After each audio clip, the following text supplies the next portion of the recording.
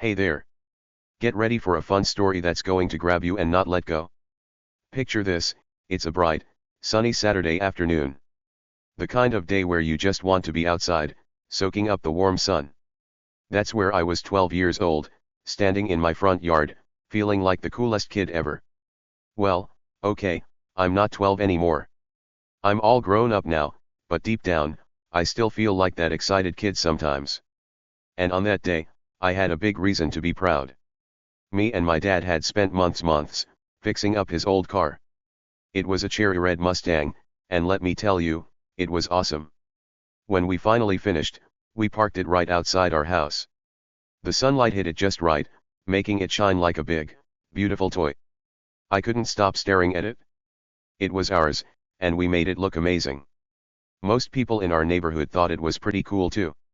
They'd walk by and smile, or stop to say, "Wow, that's a neat car." Some even took pictures with it. It made me feel good, you know? Like all that hard work with my dad paid off.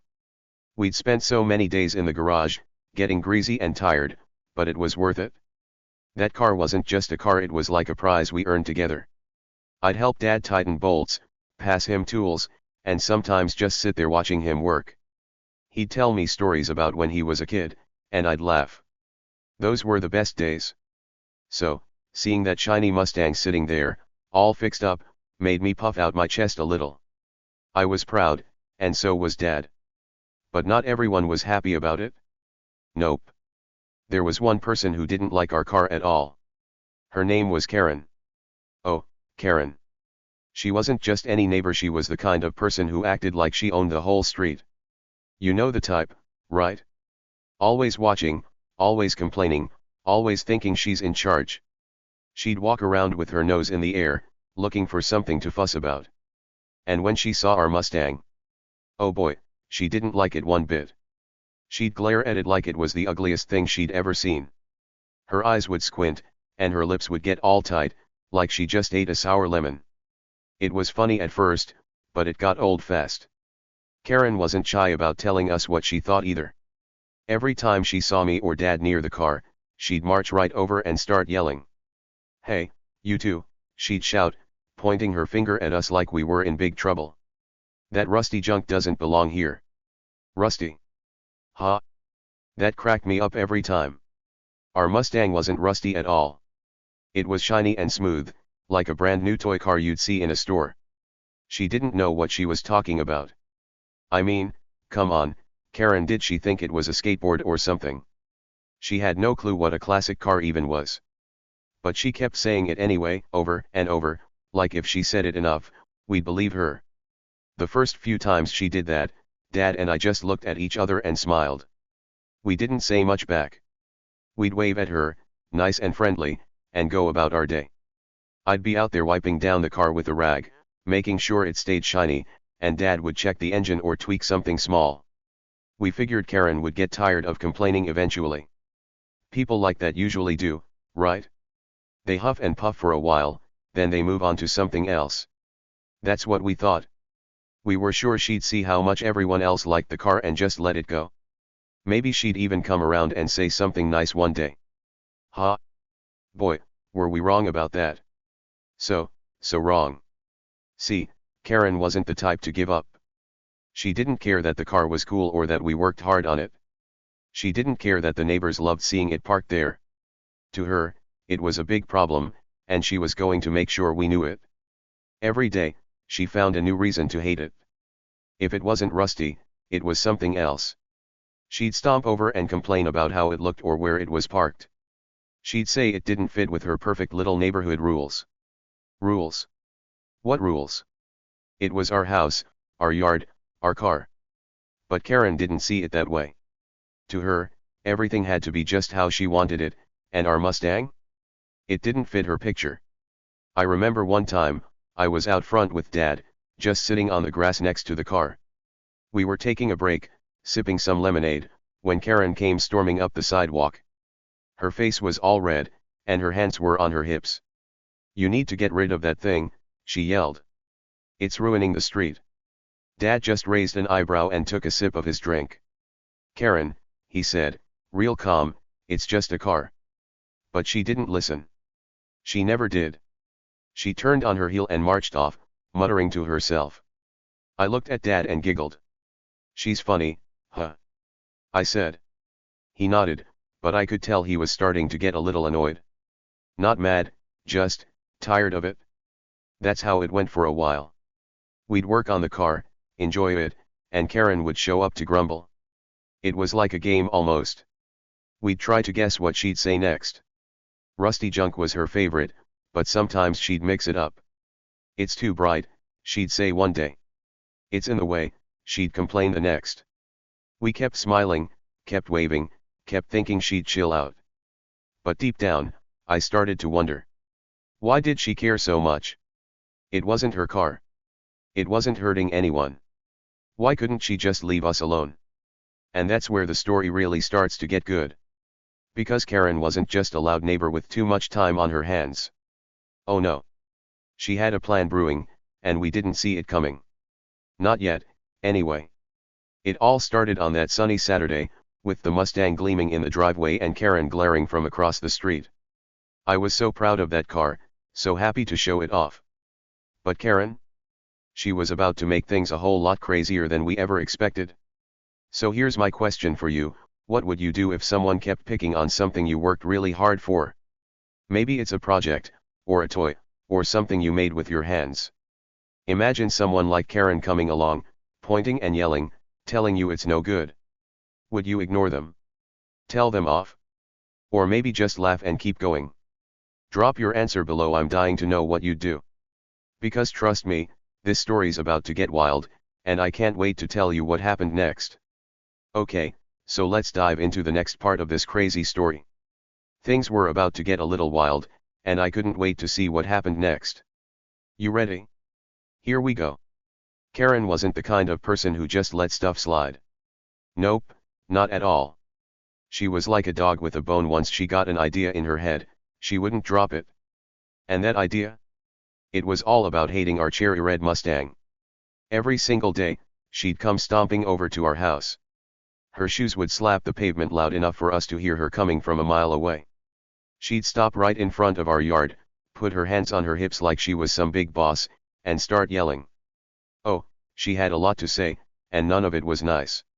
It's too loud, she'd shout, pointing at the car like it was screaming at her. Too loud. That didn't even make sense. The car wasn't even turned on. It just sat there, quiet and shiny, minding its own business. Dad and I would look at each other and try not to giggle. How could a parked car be loud? Karen didn't care about facts, though. She'd keep going, her voice getting sharper every time. It's an eyesore, she'd whine next. An eyesore? That's a fancy word for something ugly, but our Mustang was the opposite of ugly.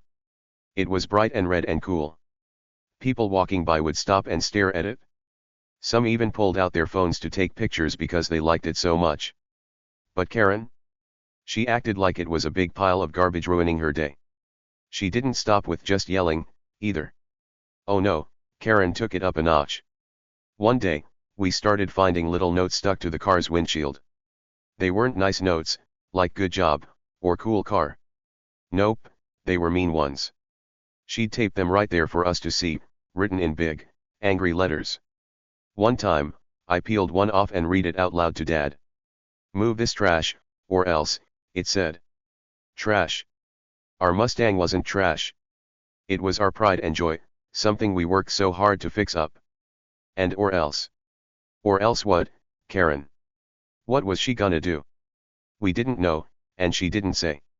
She just left it hanging there, like a spooky warning. It made me wonder what she was planning, but at first, it was kind of funny. See, when all this started, Dad and I didn't take it too seriously. We'd hear her yelling, or find one of her silly notes, and we'd just laugh it off. She's all bark and no bite, Dad would say, shaking his head with a little smile. That means she'd talk a big game but wouldn't really do anything about it. Like a dog that growls but doesn't chomp. So, we'd shrug and go back to whatever we were doing. I'd grab a rag and wipe down the car, making sure it stayed shiny. Dad would pop the hood and check the engine, just to keep it perfect. We figured Karen would get tired of complaining eventually. Maybe she'd find something else to fuss about, like a bird chirping too loud or a cloud shape funny. That's what we thought, anyway. We were wrong, super wrong. It was easy to laugh at first because Karen's complaints were so goofy. Too loud, she'd say about a car that didn't make a peep. An eyesore, she'd cry, while everyone else was snapping pics like it was a movie star. We'd sit on the porch sometimes, sipping lemonade, watching her march around like a grumpy cartoon character. I'd nudge Dad and say, "What's she gonna say next? That it's too red." He'd chuckle and sip his drink, all calm and cool. We didn't think she'd actually do anything. She was just loud and annoying, like a fly buzzing around your head. You swat at it, but it keeps coming back. That's what Karen was to us, a noisy little fly we could ignore. But then, something changed. One morning, everything felt a little different. I woke up early because I wanted to wash the Mustang before it got too hot outside. The sun was just coming up, painting the sky all pink and orange. I grabbed a bucket and a sponge, humming a little tune, ready for a fun day. Dad was still inside, probably making coffee, so it was just me and the car. I walked outside, and there it was, our shiny Mustang, looking awesome as always. I smiled big, feeling proud all over again. But then I saw something weird out of the corner of my eye. Someone was near the car. Not Dad, not a neighbor, just someone sneaky, creeping around. I squinted to get a better look, and guess who it was? Karen. She was right there, standing by the Mustang with her phone in her hand. She wasn't yelling this time, which was strange. She was quiet, sneaky, like a cat stalking a bird. She held her phone up and started snapping pictures, click, click, click. One after another, like she was a detective or something. She'd move a little, take a picture, then move again, getting shots from all sides. What was she doing? I stood there, frozen, holding my bucket, just watching her.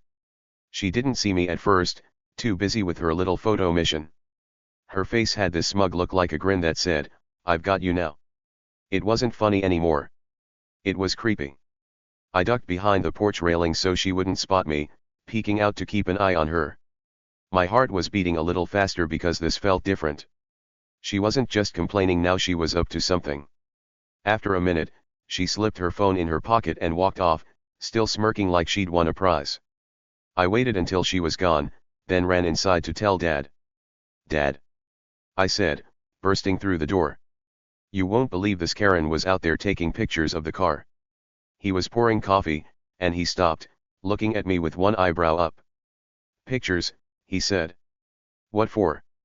I shrugged, still holding my bucket. "I don't know. She was sneaking around like a spy or something."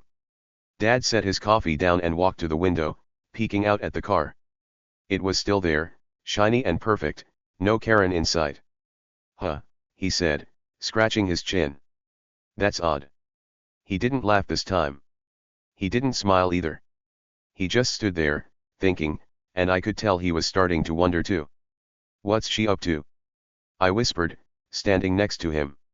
He shrugged again, but his face wasn't as relaxed as before. "Beats me, kid," he said. "Maybe she's just trying to scare us."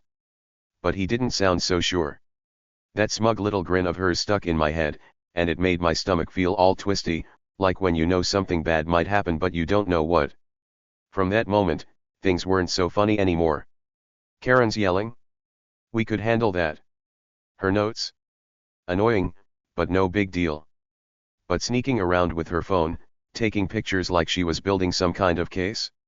That was new. That was weird. I started thinking about all the stuff she'd said before. Move this trash, or else. Or else what? Was this the or else? Was she planning something bigger? I didn't know, and neither did Dad, but we couldn't just laugh it off now. It was like a little alarm bell ringing in my head, ding, ding, ding, telling me to watch out. The next few days, I kept my eyes peeled. Every time I went outside, I'd check to see if Karen was around. Sometimes she'd be across the street, staring at the car with that same sneaky look. Other times, I'd catch her talking to neighbors, waving her hands around like she was mad. What was she saying? Was she showing them those pictures? I didn't know, but it made me nervous. Dad started paying more attention too. He'd walk out to the car with me, looking around like he was on guard. "She's up to something," he said one day, real quiet. "I just don't know what yet." I nodded, feeling that twisty stomach again. Whatever Karen was planning, it wasn't good, and we were about to find out just how far she'd go. Alright, buckle up, because this story's about to get even crazier. Things were already weird with Karen sneaking around, taking pictures of our cherry red Mustang like some kind of spy. But oh boy, it didn't stop there. Nope, it got weirder and fast. I couldn't believe what was happening, and I bet you won't either. Let's jump right in. So, after that morning when I caught Karen snapping photos, she didn't slow down. Not one bit. She was like a buzzing bee that wouldn't leave us alone. Every day, she'd find new ways to make trouble. One of the first things she started doing was knocking on neighbors' doors. Yep, she'd march right up to their houses, her shoes clomping loud on the sidewalk, and bang on their doors like she was the boss of everything. I'd watch her from our porch, peeking around the corner so she wouldn't see me. She'd wave her phone around in the air, holding it up like it was some kind of treasure. What was she showing them? Those pictures of our car, probably. She looked like she was trying to get everyone on her side, like she was building her own little army to fight against us and our Mustang. I got close enough to hear her one time. I was sneaky about it, tiptoeing across the street with my hands in my pockets, pretending I was just walking around. I hid behind a big bush near Mr. Johnson's house. He's the old guy who always feeds the birds, and listened. Karen was going off, her voice loud and sharp. "That car's a safety hazard," she yelled, pointing toward our house even though you couldn't see the Mustang from there. "It's dangerous. I'm calling the HOA and the police." "The police? For real?" I almost laughed out loud right there behind the bush. A safety hazard? It was just a parked car. It wasn't moving, it wasn't broken, it wasn't doing anything but sitting there looking cool. I rolled my eyes so hard I swear I nearly saw my brain. Who calls the police over a car that's not even running? Karen, that's who. Mr. Johnson didn't say much back. He just nodded a little, like he didn't really care, and closed his door. I guess he wasn't joining her army. But Karen didn't stop. She went to the next house, then the next, knocking and talking and waving that phone around. I watched her for a while, my stomach feeling all twisty again. What was she trying to do? Get everyone to hate our car too? Make them tell us to move it? I didn't get it. Most people liked the Mustang. They'd smile when they walked by, or say nice things like, "Wow, that's a beauty." But Karen? She was on a mission, and she wasn't giving up. It made me mad, but it also made me curious. What was her big plan? Dad and I talked about it that night. We were sitting at the kitchen table, eating some pizza pepperoni, my favorite. I took a big bite and said, "Dad, Karen's going nuts out there. She's telling everyone the car's dangerous." Dad chewed his pizza and nodded, real slow. "Yeah," he said, wiping his hands on a napkin. "She's stirring up trouble, all right. But don't worry too much, kid. People around here aren't dumb. They know the car's fine." I hoped he was right. I didn't want the neighbors to turn against us just because Karen was loud. "But the police?" I asked, my eyes getting big. "She said she's calling the police." Dad chuckled a little, like it was no big deal. "Let her try," he said. "They've got better things to do than mess with a parked car." That made me feel a tiny bit better, but not all the way. Karen was sneaky, and I didn't trust her one bit. The next day, I decided to keep an eye on things. I grabbed my bucket and sponge again because the Mustang needed a wash. It wasn't even dirty, but I liked making it shine even more. Plus, it gave me an excuse to hang out by the car and watch for Karen. The sun was high in the sky, all bright and hot, and I was splashing water on the hood, humming a little song to myself. That's when I noticed something odd. Really odd. There was a guy standing across the street, just watching.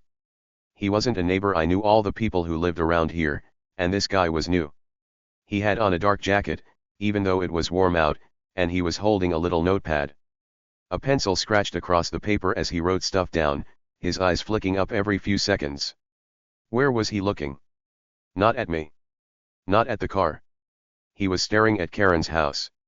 I stopped washing for a second, my sponge dripping water all over my sneakers, and just stared at him. Who was this guy? He didn't look like he belonged here. Our street was quiet, full of regular people, moms pushing strollers, kids riding bikes, old folks walking their dogs. This guy? He looked different. Serious. Like he was on a job or something. He'd scribble in his notepad, then look up at Karen's house again, then scribble some more. I squinted to see better, but he was too far away to tell what he was writing.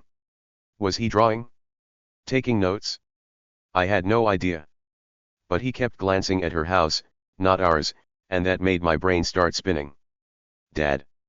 I called, dropping my sponge and running over to where he was sitting on the porch. He was reading the newspaper, his glasses sliding down his nose a little. I tugged on his sleeve, all excited. Dad, come look. There's a guy over there. He folded the paper and looked at me, one eyebrow up.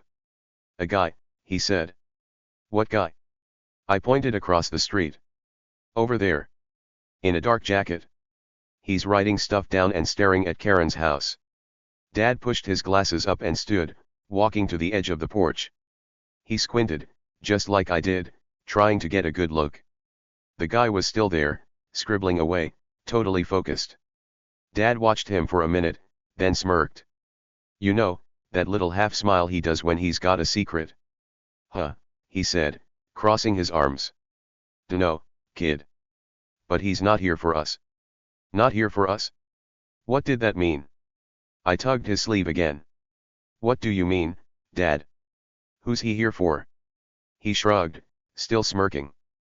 Beats me. But he's watching her house, not ours. Maybe Karen's got bigger problems than our car. He sat back down and picked up his paper, like it was no big deal. But I couldn't let it go. I ran back to my bucket, grabbed my sponge, and started washing again, keeping one eye on that guy the whole time. He didn't move for a while, just stood there, writing, looking, writing, looking. Then, after a bit, he turned and walked off down the street, disappearing around the corner. I didn't know what to think. Who was he? Why was he watching Karen? My head was full of questions, buzzing like a beehive. That's when I started piecing it together, little by little. All the weird stuff with Karen, it wasn't just about our Mustang. Sure, she hated the car, and she was running around yelling about it. But maybe there was more going on. That guy with the notepad. He wasn't interested in us. He didn't even glance at the car, and it was right there, all shiny and red. He was watching Karen. Why? What was she doing that made some stranger stand there taking notes? I thought about her sneaking around with her phone, snapping pictures. I thought about her knocking on doors, trying to get people mad at us. And now this guy? It was like a puzzle, and I was starting to find the pieces. I kept washing the car, but my brain wouldn't stop. Splash, splash, scrub, scrub, and all the while, I was thinking. Karen was up to something shady. Something sneaky and maybe even bad. It wasn't just about the car anymore. She was acting like she had a big secret, and that guy? Maybe he knew what it was.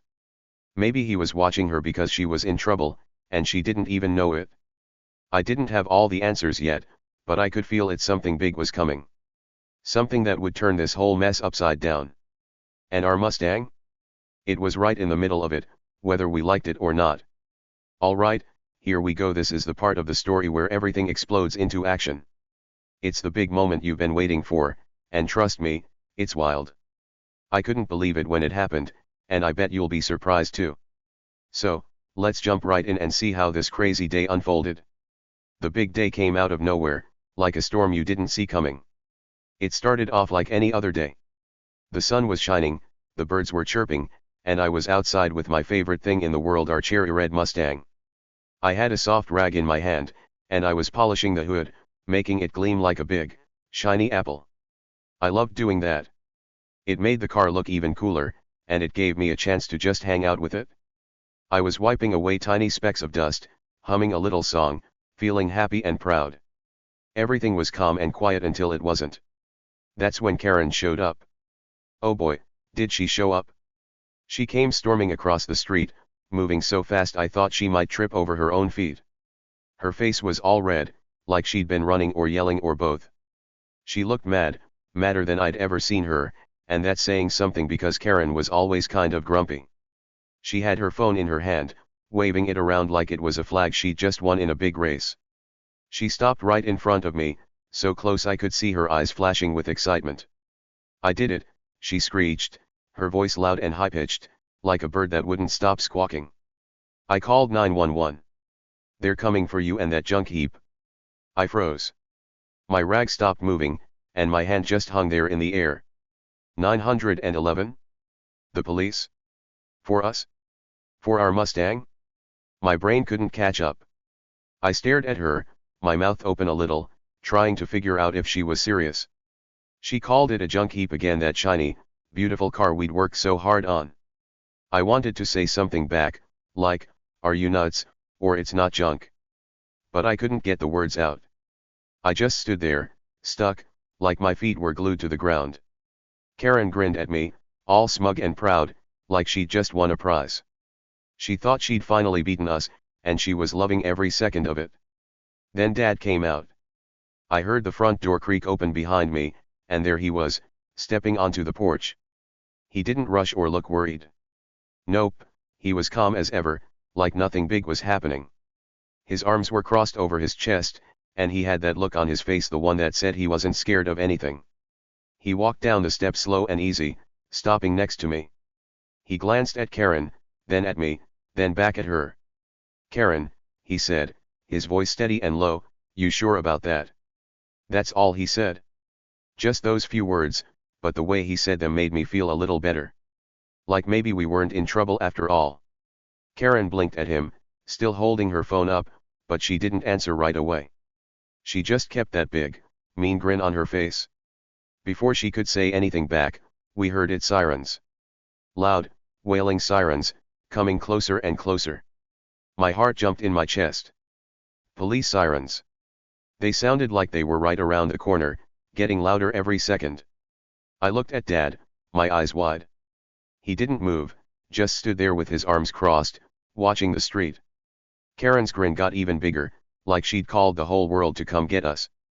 "See," she said, pointing her phone at me. "They're here. You're done for." I swallowed hard, my stomach flipping like I'd eaten too many cookies. Was she right? Were the police really coming for us? For our car? I didn't know what to think. Then the sirens got super loud, and two police cars zoomed into view. Their tires squealed as they screeched to a stop, lights flashing red and blue. I held my breath, waiting for them to pull up in front of our house. I pictured them jumping out, yelling at us, telling us to move the Mustang or else. But that's not what happened. Nope, not even close. The cars didn't stop in front of our house, they stopped in front of Karen's. Right there, across the street, in her driveway. I blinked, confused. What was going on? Karen's grin disappeared fast.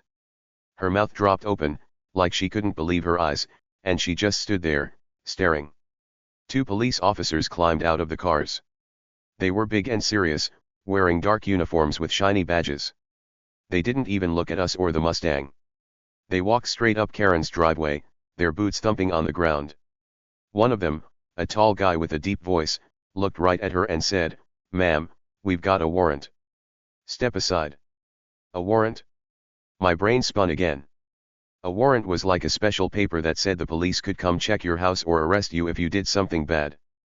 But for what? What did Karen do? I looked at Dad, my mouth still hanging open. He wasn't surprised at all. He just smirked a little, like he knew something I didn't. Karen didn't move at first. She just stood there, her phone slipping a little in her hand. "A warrant," she squeaked, her voice all shaky now. "For me? No, no, you've got it wrong. I called you. I called about them." She pointed at us, her finger wobbling. The officer didn't even turn his head. "Step aside, ma'am," he said again, sterner this time. Karen's face went from red to white, like all the color drained out of it. She stumbled back a step, and the officers walked past her, heading right for her front door. I couldn't believe it. The police weren't here for us, they were here for her.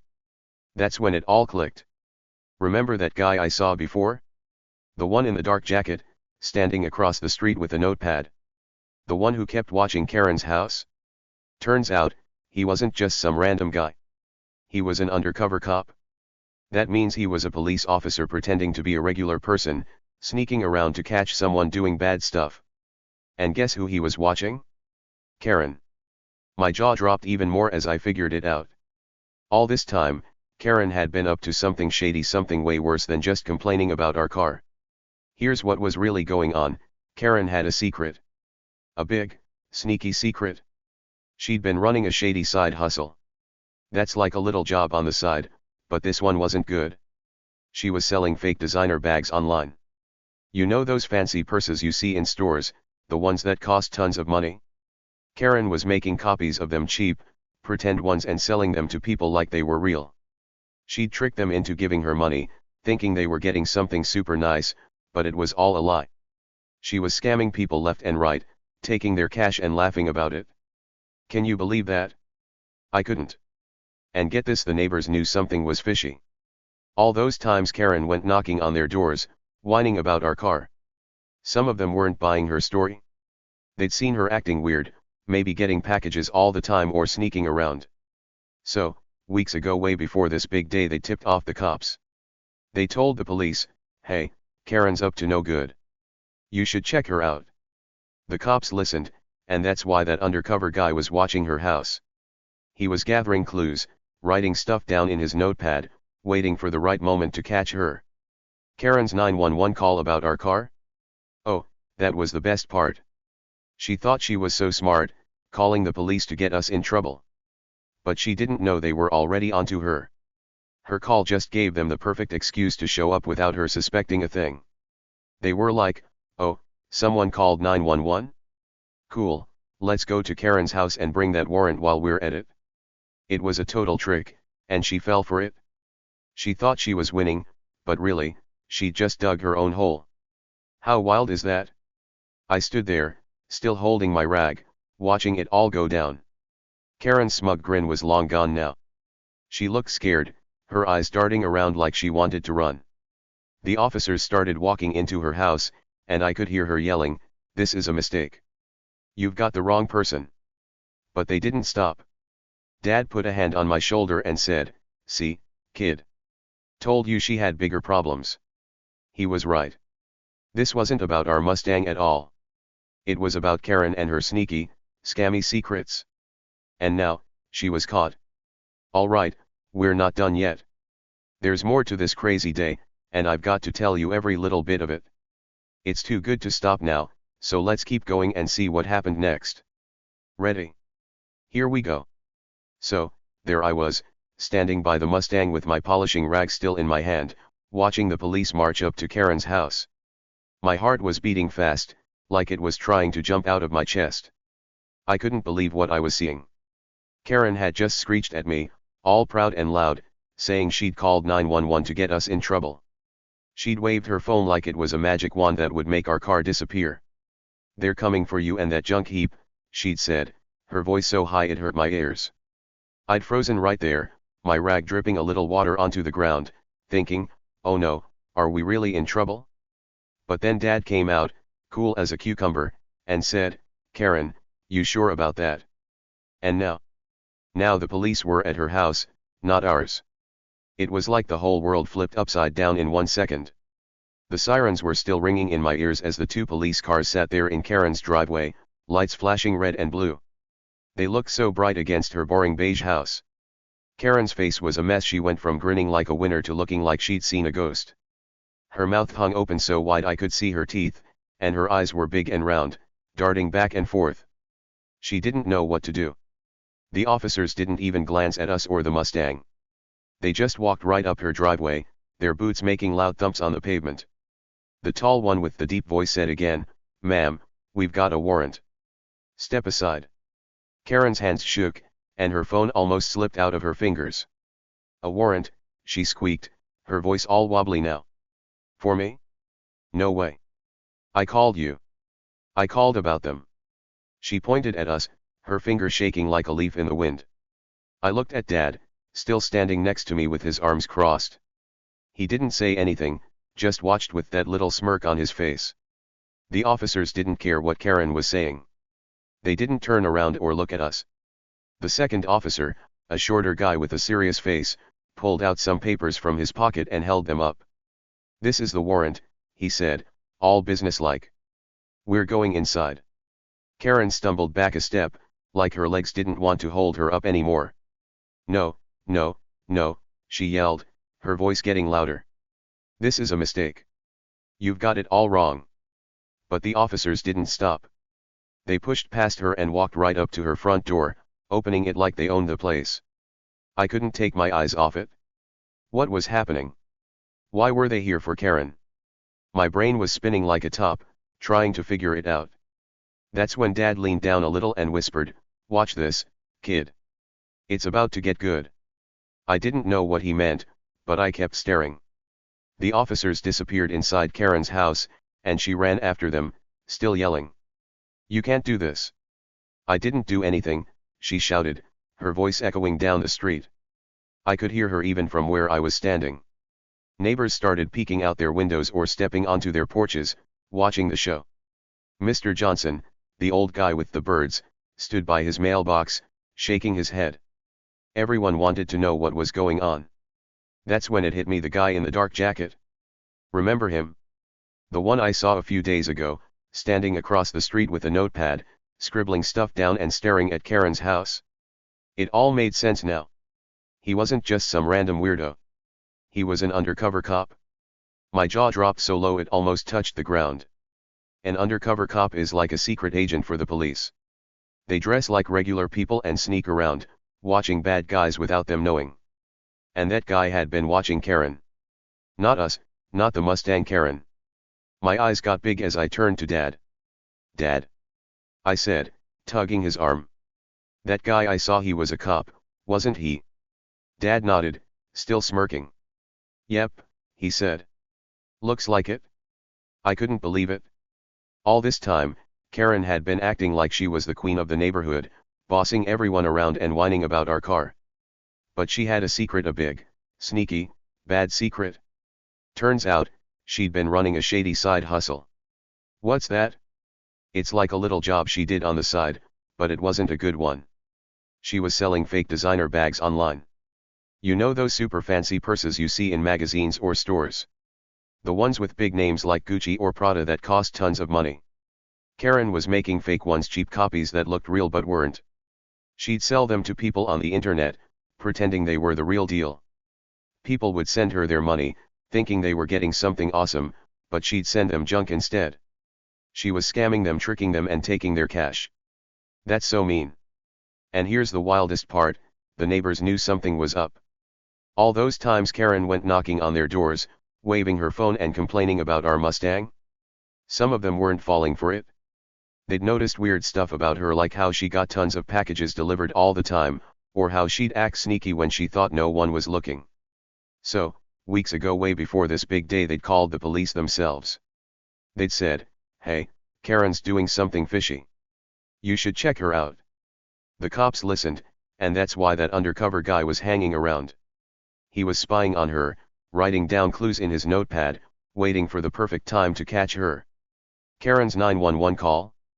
Oh, that was the funniest twist of all. She thought she was so clever, calling the police to get us in trouble. She'd stood there, waving her phone at me, saying, "They're coming for you." But she didn't know the cops were already after her. Her call was like a gift to them.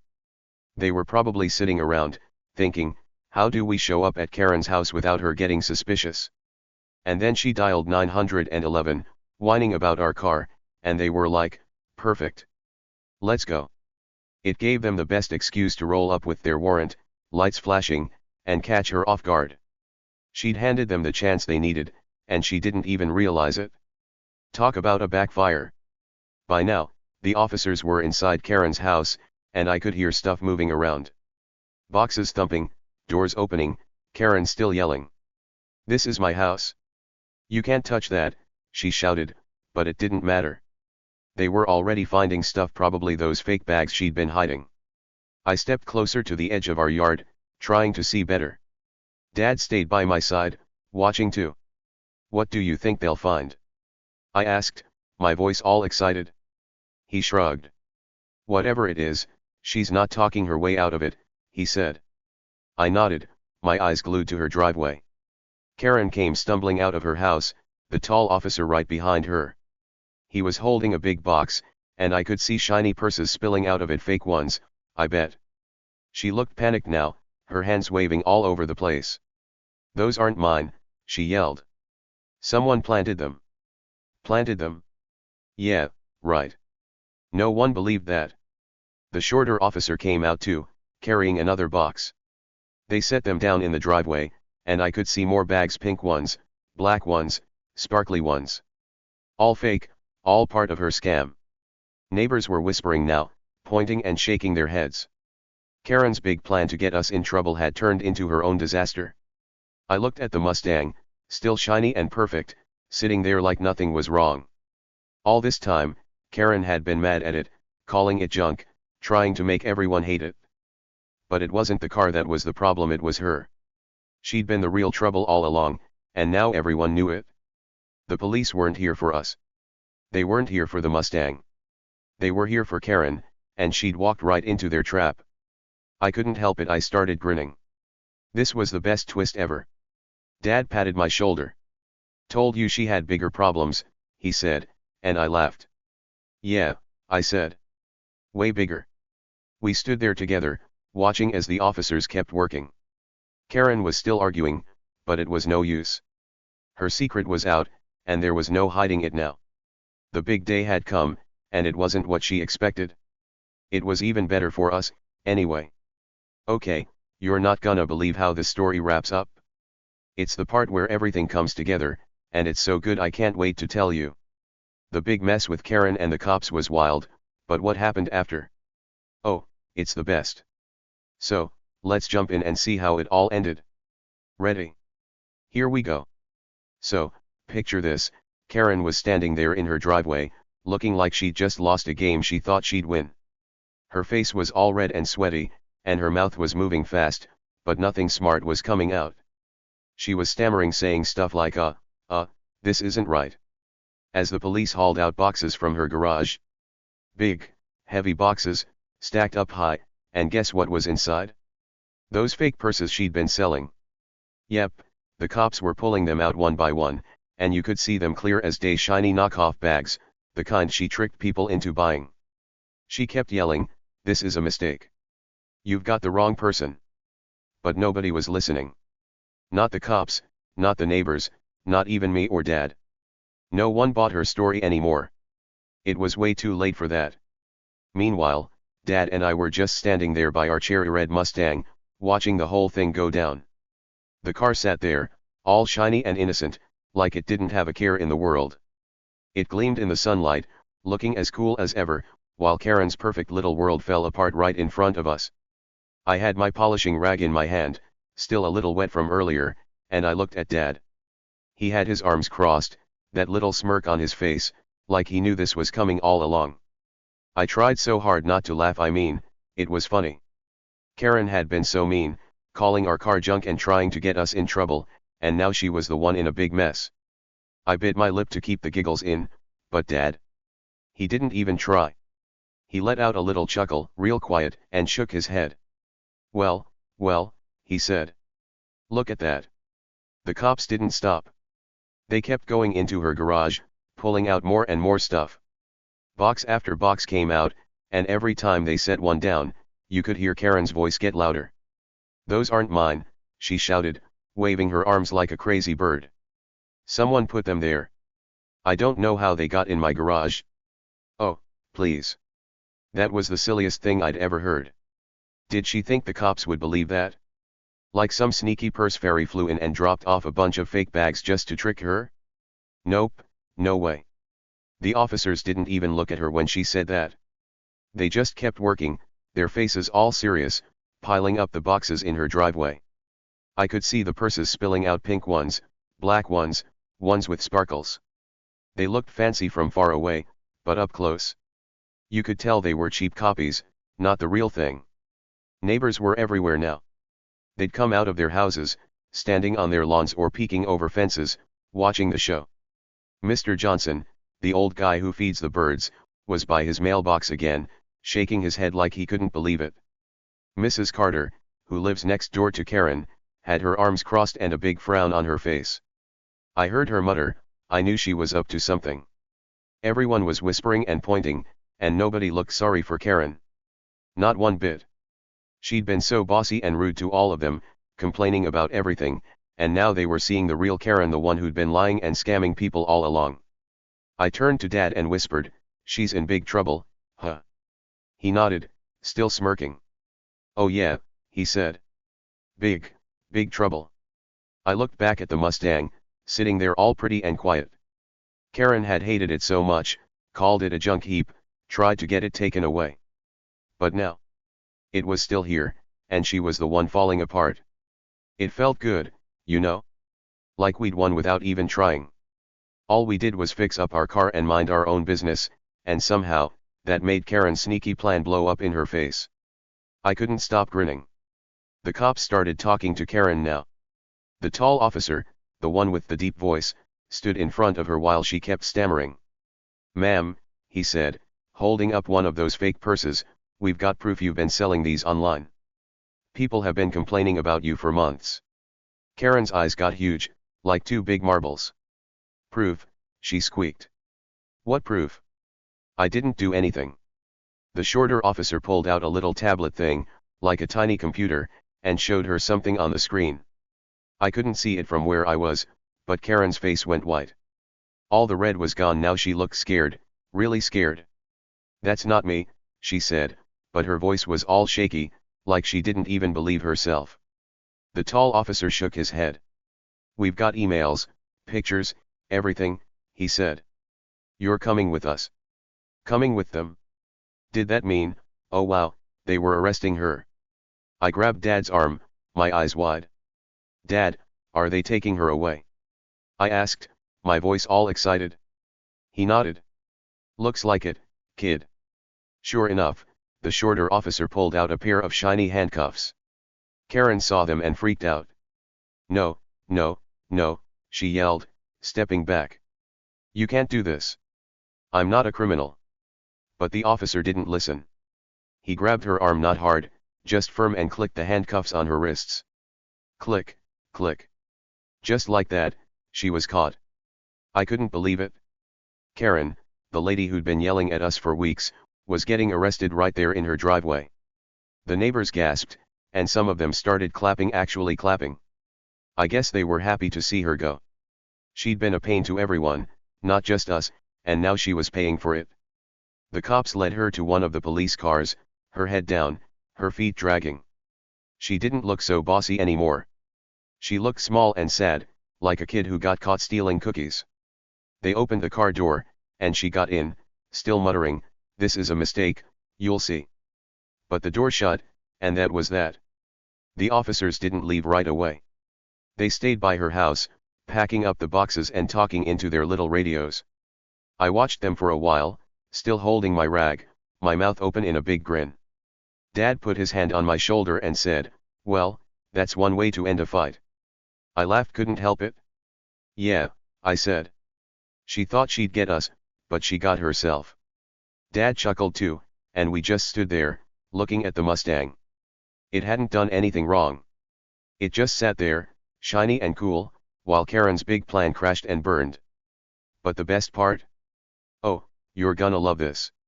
That night, after the cops finally left and Karen's house was all quiet, something awesome happened. The neighbors came over to our place. Yep, they threw us a mini party. I didn't even see it coming. One minute, Dad and I were inside eating dinner, hot dogs and chips, nothing fancy, and the next minute, there was a knock on the door. I ran to open it, and there was Mr. Johnson, holding a big plate of cookies. "Hey, kid," he said, smiling. "Mind if we come in?" Behind him were Mrs. Carter, the lady with the frown, and a bunch of other neighbors, some I knew, some I didn't. They had food and drinks, like lemonade and brownies, and they were all smiling. Dad came to the door, wiping his hands on a napkin. "What's this?" he asked, looking surprised. Mrs. Carter stepped up and said, "We wanted to say thanks. That car of yours helped get rid of the block's biggest pest." She pointed at the Mustang, still parked outside, gleaming under the streetlights. I grinned so big my cheeks hurt. Really? I said. Mr. Johnson nodded. Yep. Karen's been a pain forever, and now she's gone. All because she couldn't leave your car alone. Everyone laughed, and Dad said, well, come on in, then. They piled into our living room, setting food on the table, talking and laughing. Someone turned on some music, and it felt like a real party. I grabbed a cookie chocolate chip, my favorite, and stood by the window, looking out at the Mustang. The neighbors started toasting it, holding up their cups of lemonade. To the Mustang. Mr. Johnson cheered, and everyone else shouted, to the Mustang. I joined in, yelling it loud, and Dad ruffled my hair. Guess it's a hero now, he said, and I nodded. Yeah, a superhero car. We ate and talked for hours. Mrs. Carter told us how Karen used to complain about her flowers, saying they were too bright. Mr. Johnson said she once yelled at him for feeding the birds too early in the morning. Everyone had a Karen story, and they were all happy she was gone. I kept looking at the Mustang through the window, feeling proud all over again. It didn't just look cool, it had accidentally helped catch a bad guy. How awesome is that? As for Karen? Last I heard, she was still trying to talk her way out of trouble. Someone said she was in a courtroom somewhere, telling a judge it wasn't her fault, that the fake bags weren't hers. But with all those boxes and the cops' proof emails and pictures and stuff, I don't think she's getting out of it. She scammed people, lied to everyone, and thought she could boss us around. But in the end, she lost. Big time. The party went on late, and when everyone finally left, Dad and I cleaned up the cups and plates. I was tired but happy, still buzzing from everything that happened. Before I went to bed, I looked out the window one more time. The Mustang was there, quiet and shiny, like nothing had ever happened. Good job, car, I whispered, and then I went upstairs, smiling all the way. Justice was served, all right, Karen got what she deserved, and we got a party. Best day ever. Okay, hold on tight, because the story isn't over yet. The big day with Karen getting caught by the cops was wild, but what happened after that? Oh, it's too good to stop now. I've got more to tell you, and it's full of surprises. So, let's keep going and see what went down after the police took Karen away. Ready? Here we go. So, there we were, standing by our cherry red Mustang, watching the cops put Karen in their car. Her hands were in those shiny handcuffs, and her face looked like she'd just eaten a sour lemon, all scrunched up and mad. The police car's lights were still flashing, red and blue, spinning across her driveway, and the neighbors were whispering and pointing. The tall officer shut the car door with a loud thunk, and Karen's voice got quieter, muffled inside. This is a mistake, she kept yelling, but it sounded weak now, like she didn't even believe it herself. I looked at Dad, still grinning like crazy, and he gave me a little nod. Well, that's that, he said, his arms still crossed. I nodded back, my polishing rag hanging in my hand, dripping a tiny bit of water onto the grass. Hey there. We're at the end of this wild story now, and I've got some cool stuff to say to wrap it all up. It's not just about Karen and the Mustang anymore, it's about something bigger, something that makes you think. I want you to sit back and listen, because this part's going to stick with you. Ready? Let's go. So here's the thing, sometimes the people who act like they're better than everyone else, like they're the boss of the world, are hiding the dirtiest secrets. Think about that for a second. Karen was one of those people. She'd walk around our street with her nose in the air, yelling at me and Dad about our cherry red Mustang. She'd call it junk, say it didn't belong, and make it sound like we were the problem. She acted like she was perfect, like she knew everything and we were just messing up her perfect little neighborhood. But guess what?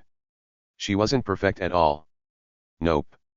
She was the one doing sneaky, bad stuff, selling those fake purses and tricking people out of their money. That's a big, dirty secret, and she kept it hidden while pointing fingers at us. Crazy, right? And us? Me and Dad. We didn't do anything fancy or tricky. We just kept doing our thing, working on that car we loved so much. Every day, I'd grab my rag and polish the hood until it shined like a big, red candy apple. Dad would pop open the engine and tweak stuff, making sure it ran smooth.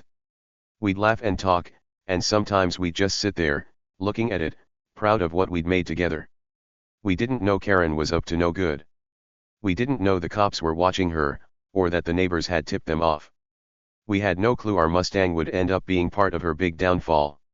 All we did was keep shining up that car, minding our own business, and somehow bam, we helped bring a little justice to the neighborhood. Isn't that wild? It makes you think, doesn't it? Like, really think. Who's the real troublemaker where you live? Maybe there's someone out there who acts all big and bossy, telling everyone what to do, pointing out every little thing they don't like. Maybe they complain about your bike being too loud, or your dog barking too much, or the way you draw chalk pictures on the sidewalk. They act like they're in charge, like they're better than you, but what if they're hiding something? What if, just like Karen, they've got a secret they don't want anyone to find out? Maybe they're not as perfect as they pretend to be. It's kind of funny when you think about it. Sometimes the loudest people are the ones with the most to hide. And here's the cool part, you don't have to do anything big or loud to make a difference. Me and Dad didn't go looking for trouble. We didn't spy on Karen or try to catch her doing bad stuff. We didn't even know what was going on until the cops showed up. All we did was take care of our car, keep it shiny and nice, and keep being ourselves. That's it. And somehow, that was enough to help the truth come out. It's like a superpower you don't even know you have. Just being you, doing what you love, can shake things up in the best way. You don't need to yell or fight or be sneaky. You just keep going, and sometimes, the right stuff happens all on its own. I keep thinking about that day, the sirens, the cops, Karen's face when she realized she was caught. It's stuck in my head like a movie I can't stop watching. But the part that sticks the most? It's how we didn't have to do anything special to win. Karen thought she'd beat us with her 911 call, but it turned right around on her. She thought she was so smart, but she wasn't. And us? We just kept polishing that Mustang, not knowing we were part of something bigger. It's like the car was a quiet hero, sitting there all shiny, helping justice happen without even moving. That's pretty awesome when you think about it. So, what about you? What's going on where you live? Is there a Karen in your neighborhood, someone who acts all high and mighty but might be hiding something sneaky? Maybe it's not fake purses, maybe it's something else, like taking cookies from the jar and blaming someone else, or saying they didn't break something when they did. Who's the real troublemaker around you? I bet you've got a story, something funny or wild that's happened. Drop it below in the comments, because I'd love to hear 'em. Seriously, tell me what's up, I want to know. This whole thing with Karen taught me something big. It's not about being the loudest or the bossiest. It's not about pointing fingers or trying to look perfect. Sometimes, the quiet ones, the ones who just keep doing their thing, are the ones who make the biggest difference. We didn't fight Karen. We didn't yell back or try to get her in trouble. We just loved our car, kept it shiny, and let her mess up all by herself. And in the end, that was enough. Justice came, the neighbors cheered, and we got a party out of it. How cool is that? It's kind of inspiring, you know? You don't have to be a superhero with a cape or a loud voice to do something good. You can just be you, drawing pictures, riding your bike, helping your family, whatever you love, and that can be enough. The bad guys, the sneaky ones, they'll trip over their own feet eventually, just like Karen did. And when they do, you'll be there, shining bright like our Mustang, ready to smile and keep going. It's a little lesson from a big, crazy day, and I'll never forget it. So, yeah, that's the end of the story, but it's not really the end, is it? Because now it's your turn. Think about your own street, your own life. Who's acting big and bossy? Who's hiding something? And what are you doing just being you that might make a difference someday? I bet you're already a quiet hero, even if you don't know it yet. Drop your stories below, I can't wait to read them. This whole thing with Karen and the Mustang? It's proof that the good stuff wins, even when you least expect it. Keep shining, okay? Just like our car did.